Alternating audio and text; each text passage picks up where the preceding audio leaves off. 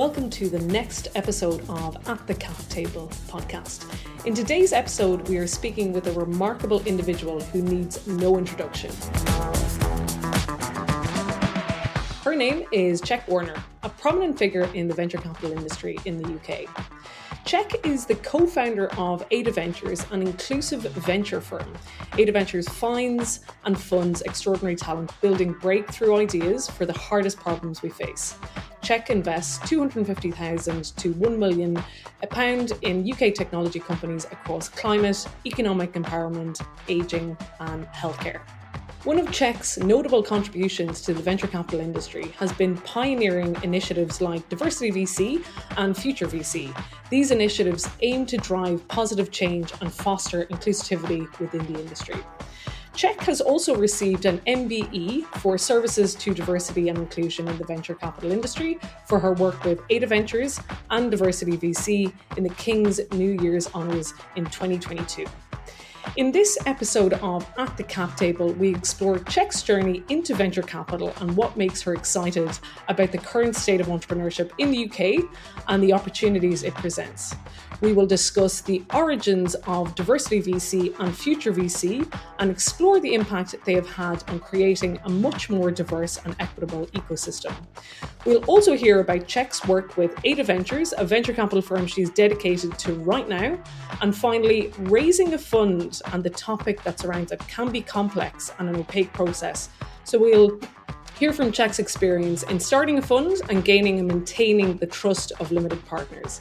She'll also share key learnings from her years in the VC industry and highlight common mistakes that investors make when embarking on the fundraising journey, amongst many other topics. Get ready for an engaging and thought-provoking conversation with Czech as she shares her experiences, wisdom, and aspirations. So let's jump right in. And now, some words from our beloved sponsors. Tactic is the leading forecasting and scenario planning software for venture capital funds. Tactic combines portfolio construction, portfolio management, forecasting, and reporting into a unified platform. Investors are empowered with data-driven insights on fund strategy, reserve allocation, exit planning, and fund performance. Tactic was built using quantitative techniques researched from hundreds of data-driven fund managers and is trusted by over 250 funds globally today. Tactic is a proud sponsor of the first season of the At the Cap Table podcast series. If you'd like to learn more, please check out tactic.io, tactyc.io.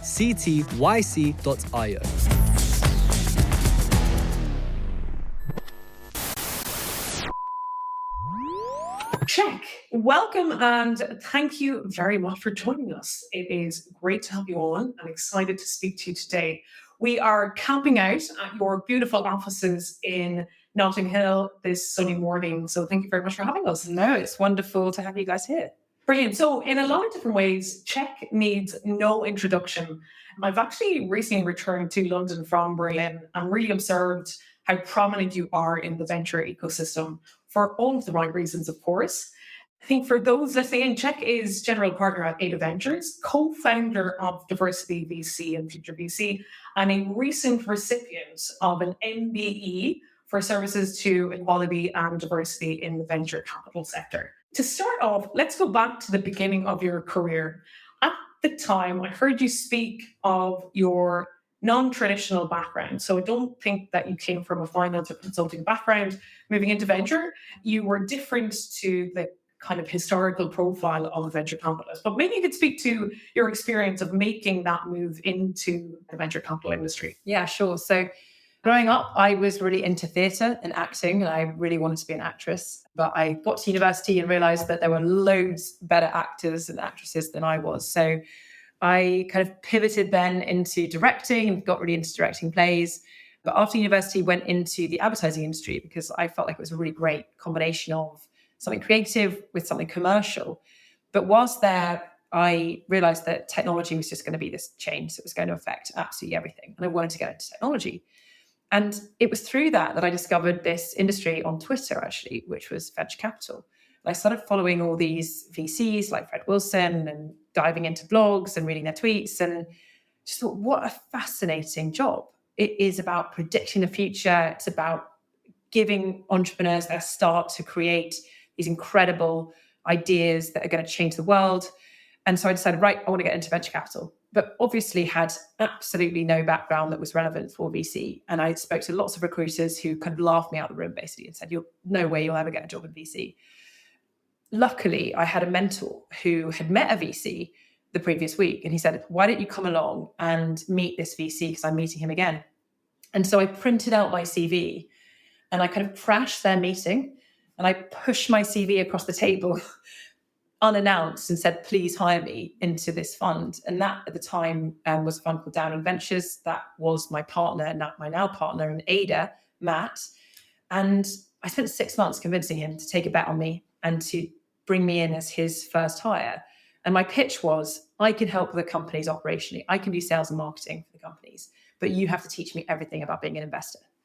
And I tell this story because I think it's really important that we have different perspectives in the industry. We have people from different backgrounds. And there are a bunch of VCs out there who've had journalism backgrounds, who've had marketing backgrounds, who've done all these different things. And there is no one profile that makes for an amazing VC. Brilliant. I think a great example of hustle on that front, despite VC being an incredibly competitive and traditionally difficult place to make a move into. I think you need to look to your creative skill sets to try and break in. I guess switching gears a little bit, I guess on the notion of market failure in the venture capital industry. Capital is not being allocated to all parts of the industry.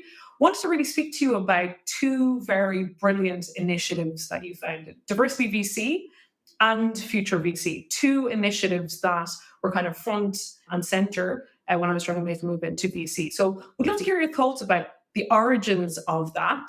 And second, what the impact of that has really been. So really this came out of joining an industry where I'd come from advertising, which actually in many ways was much more inclusive, much more diverse, and getting into venture and just looking around. And not only was everyone the same gender, everyone had been to the same school and the same college, very much privately educated, very much kind of from elite backgrounds, wealthy, etc. And it just horrified me that these were the people making the decisions to allocate capital, to decide who got to build companies in the future. So I started just taking screenshots of team pages of all these funds. And I was just building a PowerPoint and just with all these team pages, all of which were the same. It was white men, white men. Originally, the idea was called the Pattern Project, because one of the things that struck me about VC was that everyone was talking about pattern matching, but the pattern matchers were pattern matching to themselves. And that's what gave me this massive fire that, oh my goodness, we need to change the decision makers in this industry if we're going to give ourselves a chance at building the innovations of the future that are going to serve everybody. So I went to two other associates in the industry, Travis and Lillian, and said, we need to do something about this. And for some reason, they decided to jump on board and get involved with this nonprofit. Started with a nonprofit. And our first objective was, we went to the BVCA, the British Venture Capital Association, and said, well, how many women work in the industry? Surely that's a thing that you know. And they said, no, we don't. So we said, right, we've got to find out. And that was the first project that we did in 2016. We used a website scraping tool and we pulled all the names of the VCs and we used a sort of gender disaggregator to figure out how many women worked in the industry. But the objective of the organization is much bigger than that. It's about making the industry more inclusive and more diverse across every dimension.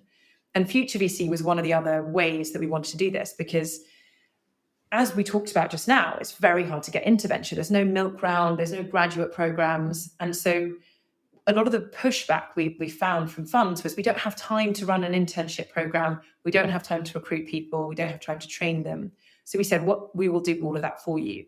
And actually, it was an idea that came from a fund that was doing it in the US. And it was something that Harry Briggs, who's one of our advisors, had actually seen. And he gave us this idea that what if we could train all the interns centrally? What if we could recruit them all centrally and then place them in funds? And the impact that that's had, we've had over 5,000 applicants. We've now had 163 interns working in the industry. We now have 65 people working full-time at VC who've come through that program. People from all kinds of different backgrounds, dentists, working parents who are doing a career switch later in life, people who are software engineers, people who wouldn't typically be thought of as the profile for a VC. so proud of what the whole team has achieved, and it's now gone on to have new people in it. We've gone global. We're in South America, we're in Iberia, we're in the US in a big way. And I think there's lots more that we need to do with Diversity VC. Yeah, I think the impact of it has been quite remarkable. It removes the nepotistic and homogeneous element to some parts of VC. I still think that we're at the beginning of the journey, though. So let's dive into Ada Ventures a little more. Can you speak to us about the investment focus and philosophy there, and really what sets you apart from the others? I think in many different ways, you guys are super differentiated. So I'd love to hear more. Yeah, so the concept behind Ada came out of the work of Diversity VC. So because I had been pretty close to looking at the industry and observing some of the structural problems as I saw them, myself and Matt decided to start a fund and actually look at boiling everything back to first principles.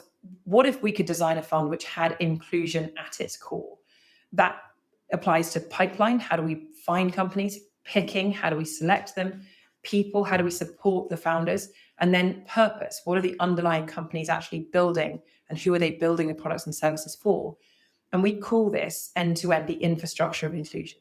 And so we have built a fund that does things very differently all across that entire end-to-end flow. And what that's resulted in is a incredibly diverse portfolio of founders. We don't have an explicit mandate just to invest in diverse founders, but that is the output of all of the aspects of the infrastructure of inclusion. So we are a pre-seed and seed fund. We now have over 100 million assets under management. We're investing out of our second fund. And we have shown that we can find founders in different places, which means we have a really diverse set of founders to pick from when we select. We can select in an objective way. And that has led to a portfolio that's 15 times more diverse than the average UK venture fund. About 60% female CEOs, female founders, very diverse across the rest of the spectrum. And excitingly, the products and services that are being built by those founders are targeting underserved or unserved groups. And when we think that there's a really strong financial case for that, because those customers, there's fewer competitors, they're not buying things from other places. When they find those products, they love them, they buy more. And yeah, there's a sort of accelerating impact to investing in those types of companies that we think will drive fantastic financial returns for our investors. I'd love to double click on something that you mentioned there. So the Scout program that Ada runs, I think I recall you mentioning that you have up to 90 people that are part of the Scout program. We'd love to hear a little bit more about how that operates and how that kind of affects the pipeline of investment opportunities, and how much has that grown? Yeah. This actually was designed into the fund right at the very start. So back in 2018, when we started Ada, we were rethinking again about first principles. How do we design a fund with inclusion? And one of the stats that we had come up with in Diversity VC was that you're 13 times more likely to get investment if you have a warm introduction, i.e. you know someone who knows someone in VC. And so we decided we need to flip the warm introduction thing on its head. So we need to build routes into diverse, underrepresented communities within tech and VC and actually create those warm introduction pathways. So that's what we did. We started with 13 of these scouts. They are leaders of underrepresented diverse communities. And what we do with them is we have a model where if they bring us a company that we end up investing in, we pay them an upfront cash fee and also a share of carry. That network is completely free to join, so anyone can apply. And we've recruited now about a third of those scouts just through our website. And there's now nearly 100, as you say. And we've actually sourced a third of Fund 1 companies through that network. So it's been an incredibly successful sourcing channel for us. But also, we did a study last year with UCL where we looked at, does that network actually drive a more diverse set of founders? And it does. It drives 3 times more female founders. It drives 6 times more all Black teams. And so we're really kind of doubling down and investing in it even more because we think it's a really scalable way to influence the pipeline of founders that we see. And it's also really equitable because we now paid £45,000 of scout fees to those groups, and they can use that money to grow their networks even more and reach more people in their communities. So switching topics again. Yeah. I guess many of our listeners will have read and heard about the fundraising privilege topic that you've commented on. And linking to, I guess, raising the funds. I think generally speaking, the process is quite opaque. Raising a fund, you don't really hear that many women raising funds across Europe. I hope that is changing. But there will be many people listening in that may be considering kind of starting one. Would love to hear your own personal experience of starting that fund. When did you decide to start it, and how did you go about doing it? Yeah, it is something I probably never thought I would be doing, to be completely honest. It came about through a sort of random series of events that then led to us realizing that, myself and Matt, that we had an opportunity to start a fund that was filling a real gap, around this inclusion piece and around pre-seed and seed in the UK, where there really wasn't very much institutional capital. And so I think the first thing to say is it's really important to have a really strong theory of why you need to exist. It's a bit like what you said about podcasts, like, do we need another podcast to exist? Yes, if there's a really clear mandate and it doesn't exist elsewhere. So the first thing was that we knew that there was nothing like Ada out there. And so we had a real opportunity to start a fund around that. The problem we had was we knew zero LPs. So we were starting from absolute scratch, and we'd never done it before.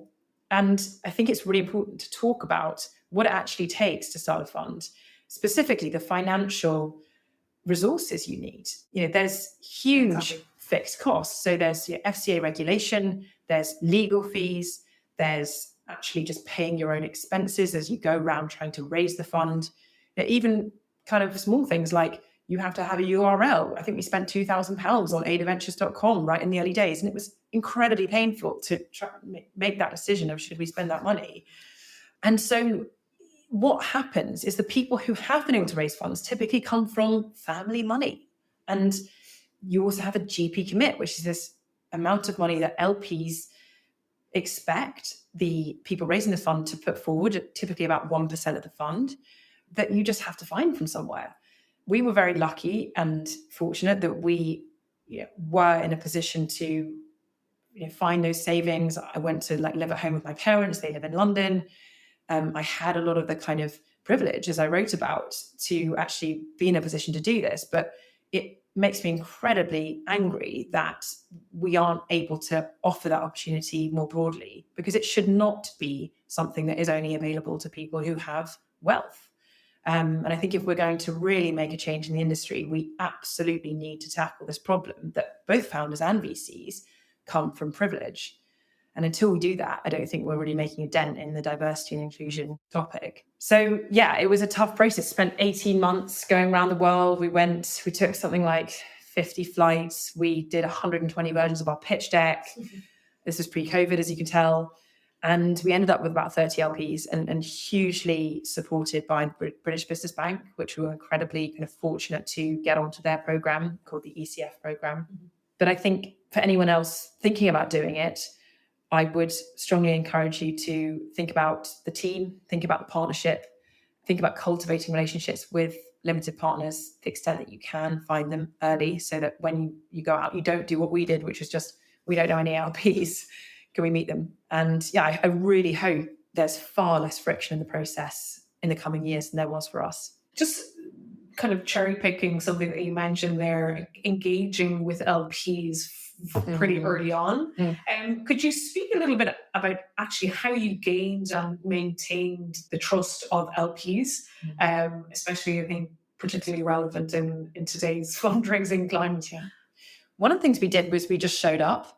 Every single time we had an opportunity, we went and we physically showed up. And again, this was expensive. I remember we spent something in the region of thousands of pounds to fly to Louisville, Kentucky on a whim. We had one Zoom call with this family office. And the next day there was a slot where we could meet them. They ended up actually picking us up from the airport. We spent a whole day with them. We went for lunch with them. And off the back of that, they committed. And I think that was really important. Show up, understand, be prepared, and understand what they're looking for, and do your research. You can do so much now with LinkedIn. But that, I think, gained trust, actually caring about being there. We also wrote a monthly newsletter for the entire 18-month process of our fundraise, which included deal flow we were seeing. We talked about companies that we liked. We talked about what we were reading. We included sort of slightly lame photos in there, but we just wanted to bring to life for people what it would be like if they had already invested. And we even kind of ran an AGM before we closed the fund, because one of the things that was a sort of mantra for us while we were fundraising was act as if. So act as if we already had a fund. So we did weekly deal flow meetings. We actually invested through SPVs. We did 2.5 million in SPVs over the course of our fundraise so that we could demonstrate that we could access and find and win companies. So those were all the things that I think brought to life for the LPs that actually we could do this if they entrusted their money with us. Brilliant. And I guess reflecting back on that 18 months fundraising process, are there any key learnings from that you would like to impart for those that might be considering this? I think staying power, patience. Understandably, LPs are committing their money for 10 years and they want to get to know you. And I think I've met a few people who've wanted to raise funds and said, I wanted to get it done in 6 months. And I just think it's not that realistic. I think you do need to budget a significant amount of time because, LPs just want to really gain that trust, which does take just time. The second thing is just having a really good bench around you to keep you positive. I mean, you get so many rejections, you get so many no's for all sorts of different reasons. And if you don't have that psychological support, it's really tough. And I remember between me and Matt, we always had moments where I was really down and depressed, and then he would actually be quite up.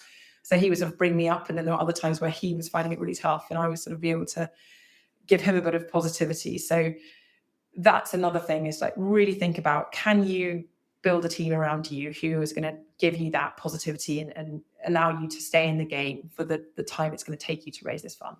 Moving on to a slightly different topic but related. I think the representation of women at a senior level in the industry isn't as high as it should be. I think extraordinarily low, 15% of women GPs in Europe, I think, is the current figure. Wanted to kind of get your thoughts on how you see how we can best level the playing field for not only those that are in kind of like more junior levels, but also those that are on the cusp of considering moving into more GP roles. There's a lot to say on this topic. I mean, I think it was Monique Woodard who said, make the hire, send the wire. Just hire people and invest in people. Hire female people into your team and invest in female founders. Those two things are going to be the biggest drivers. That you can do all the mentoring programs and all the everything else you want, but make the hire and send the wire. But I think more broadly, tackling some of these structural issues around making it easier to raise a fund is going to be a big driver. What I'm seeing, unfortunately, is that a lot of phenomenally talented women in the industry are not getting the opportunities that they absolutely deserve because of the fact that the partnerships are kind of not giving them the chance to step into partnership roles and not believing in them. And so what they're then left to do is set out to raise their own funds. But it's difficult at the moment, especially often you're thinking about doing it between the ages of 30 and 40. That's often the time you're thinking about having a family. There's a lot of risk to it.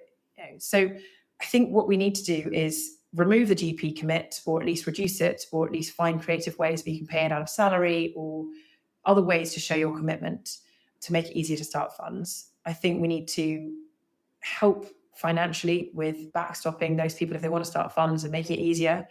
And then I think what we need to do is recruit diverse candidates in at partner level as well, because I think Future VC has been amazing for bolstering the more junior levels of the industry. But really what we need to do is also bring in operating partners, but bring in full-time partners who are exceptional operators who can come in and start investing, because actually VC lends itself to being a really great industry for people to balance work and family life. And there's absolutely no reason why there shouldn't be more women at senior levels. I spoke to Rana Yard recently. She mentioned the rocket mafia. I think there's a few other mafias out there, but I guess the notion of people funding people that they know that they have worked with in the past. I think that flywheel effect, do you see that happening with women in Europe?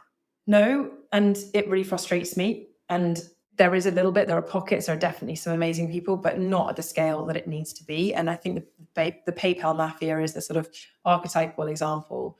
And because there's not the scale of investment in female-led businesses, then there's not the scale of wealth generation in those female-led businesses, then there's not the scale of angel investment and VCs and all of the other sort of productivity that comes from that. And actually something that I've been working with a group of women in the US is, how can we create the equivalent of the PayPal mafia for female-led companies? How can we get kind of massive scale of funding to those unicorn founders or future unicorn founders so that we can create that kind of generational wealth back into the industry? The problem is it's not happening fast enough. And I think we cannot rely on that. We need this to be everyone's issue. It doesn't matter what your gender is. It doesn't matter what your background is. Everyone should have an interest in funding more diverse founders. And that's the thing I'm really passionate about, making a change of and making happen. Awesome. Check, we'd love to end the episode with a final question. What advice would you give your younger self? I wish I'd been less nervous about starting something. I think when, again, I was at university, I was thinking about entrepreneurship as well. And I just never saw myself doing it. And I think I was just nervous about taking that first step. I remember going along to Entrepreneur first ever recruitment session in Cambridge and sort of sitting in the front row, but actually just not having that self-belief. And I think when I started Diversity VC, what made it easier was it was a side project. It was on the sort of side of the desk and it started in a small way. And I think speaking to people today, I just say, just start something. Just put one foot in front of the other and take a really small step towards entrepreneurial endeavors. And that will lead you to having the confidence to ultimately go and do something yourself. Check, thank you so much for joining us today. Thank you so much for having me. It's great to see you. Thank you for listening to this special episode on the European VC. If you love our show, join our community by subscribing at EU.VC. And now, some words from our beloved sponsors. Tactic is the leading forecasting and scenario planning software for venture capital funds. Tactic combines portfolio construction, portfolio management, forecasting, and reporting into a unified platform. Investors are empowered with data-driven insights on fund strategy, reserve allocation, exit planning, and fund performance. Tactic was built using quantitative techniques researched from hundreds of data-driven fund managers and is trusted by over 250 funds globally today. Tactic is a proud sponsor of the first season of the At the Cap Table podcast series. If you'd like to learn more, please check out tactic.io, TACTYC.io.